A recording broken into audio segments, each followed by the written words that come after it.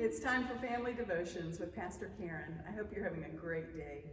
Well, you may be able to tell I'm up in the balcony of the sanctuary.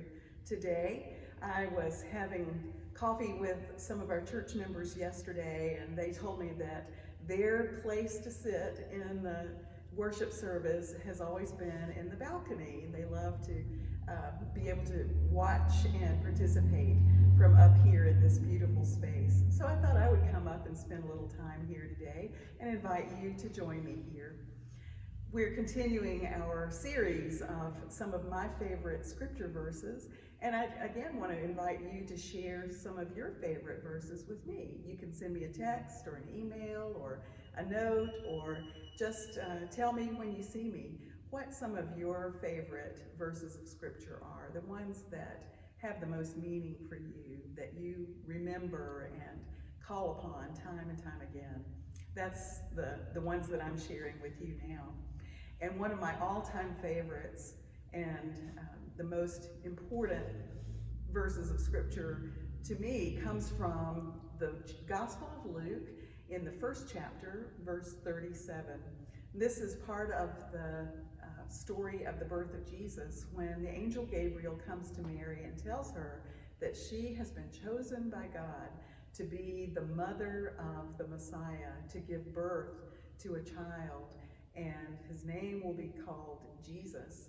And of course, this young girl, Mary, responds as any of us would by saying, "This is not possible. How can it be?"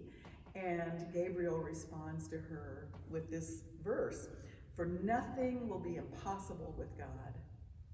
And that is one of the most important reminders of who God is.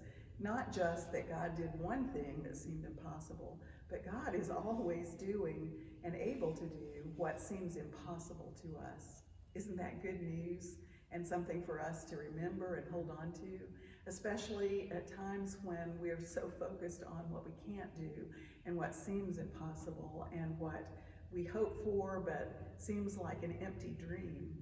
We can remember that God is the Holy One for whom everything is possible, and every good dream can become reality through God's power and God's will. But so often in the church and in our own lives, we have just the opposite attitude. I've often heard that the famous 7 last words of the church are, "But we've never done it that way before." And they're the last words because when we never do anything new or in a way we haven't done before, the church quickly dies. But we can remember that even within the church and in our lives and in the world and throughout history, with God, nothing is impossible and everything is possible. Or we might respond by saying, "Well, that's just the way it is." And by that, we mean that's the way it's always been, that's the way it is now, that's the way it always will be, nothing will ever change.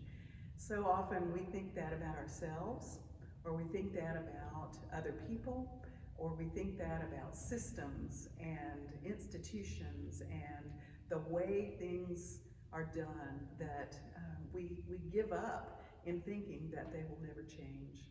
But that's not what the Bible tells us, because with God, all things are possible, and nothing will be impossible with God. Just think if the people of God had responded in that way of saying, "Well, that's just the way it is, and it can never be," Abram and Sarai would have never left the land of Ur and become the founders of the people of God. The Israelites would have never left their bondage in slavery in Egypt. The Messiah would have never been born or resurrected. Saul would have never become Paul. And First United Methodist Church would have never been founded. And all the things that we can celebrate about the ways God has changed our lives, our own stories of impossible transformation, would have never happened. But thank goodness, God is the one who makes all things possible. So what are some impossible things that God might be bringing into being now. We might think that it would be impossible for unity among very divided groups of people might never be possible, that things will only get worse. But with God, all things are possible. We might give in to the thought that ending systemic racism can never happen. But with God, all things are possible.